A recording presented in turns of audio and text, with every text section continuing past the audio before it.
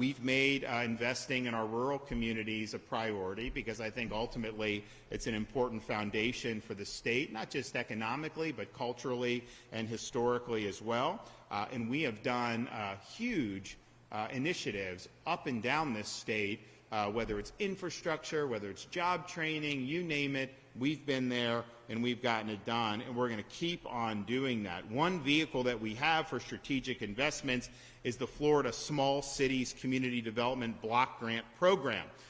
This is a program since 2019 that has awarded more than $138 million in funds to more than 120 small city and rural communities throughout the state of Florida. And part of what makes us strong is that we understand the opportunities that we have in our rural communities. Yes, someone like Ben can talk. I mean, he knows agriculture. It's a big, important part of the backbone of the state. But I will tell you, in some of these rural areas, very attractive for manufacturing, very attractive for a lot of other things that people are going to continue looking to do. So today, I'm proud to announce that we're going to continue to build off this momentum and this success through our Florida Small Cities CDBG program, and we are going to reward a number of small cities really significant awards. And first, and maybe most importantly, because I'm here, we are pleased to announce that we're awarding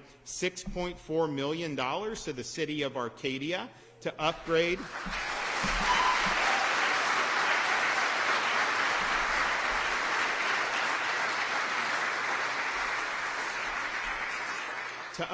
the existing biosolids processing system at the William Tyson wastewater treatment plant.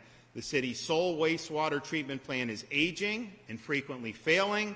It poses both environmental and health risks, and so this award will fund the critical upgrades for the plant's biosolids and aeration systems, and it'll help move the city toward regulatory compliance and will benefit about 8,000 local residents. So I know this has been something that people have wanted to see, and we're happy that we're able to deliver. We are also pleased to announce we're awarding $5.9 million to Florida City to make wastewater treatment plant improvements at 9 service areas throughout the city. Due to ongoing deterioration, the city's sanitary sewer system requires major upgrades across 9 service areas. This project will benefit nearly 12,000 residents in Florida City. So Florida City South, now we go $4.5 million north to Live Oak in north central Florida to rehabilitate low-income homes, as well as making upgrades to the city's potable water system. $3 million grant will fund the upgrades to the water system. An additional $1.5 million grant will rehabilitate or replace at least 21 homes for lower-income households throughout Suwannee County. We're also doing $2.89 million to the city of Webster to install a new master lift station and a new emergency generator. This is something that will come in handy. $2.8 million to the city of Lake Butler to replace water lines throughout the city.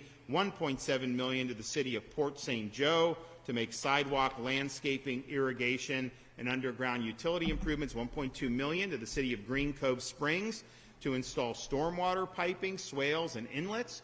$1 million to the city of Bluntstown to replace aging and unreliable water and sewer lines.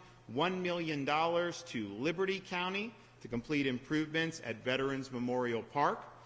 $1 million to Santa Rosa County to construct a retention pond at the Whiting Aviation Park in Santa Rosa, creating 10 jobs and retaining 10 existing jobs. Almost $1 million to the town of Esto to complete improvements of the town water plant and to conduct water line replacement activities.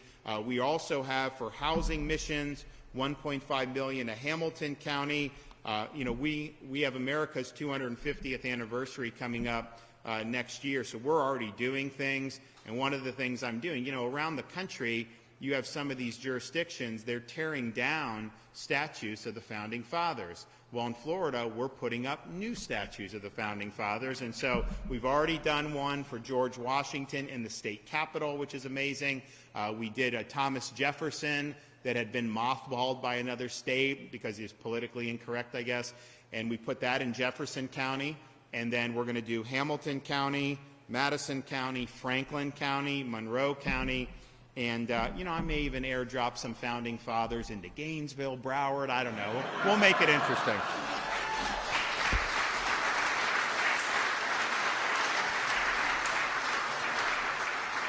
So $1.5 million to Hamilton, $1.5 million to Lafayette, $1.2 million to Columbia, $950K to Madison, $900,000 to Hendry County, $850,000 to St. Lucie County, $750,000 to Levy County, and then finally $912,000 to Town of Malone, which is really, really good. And we're looking forward to working particularly with those counties named after the founding fathers to be able to advance the ball there.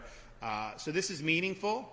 We'll present the checks here in a minute, but first I want to be able to bring up a couple speakers. And so, I think if you look at what happened in the most recent legislative session, I don't know that there's ever been more support for rural Florida than what we saw in that legislative session. And the reason for that, quite simply, is because of Senator Ben Albritton. He's really been a champion for the communities, not just here in his district, but the rural communities throughout the state of Florida, and that's evident by the legislation and the budget priorities that we saw come to fruition. So I want to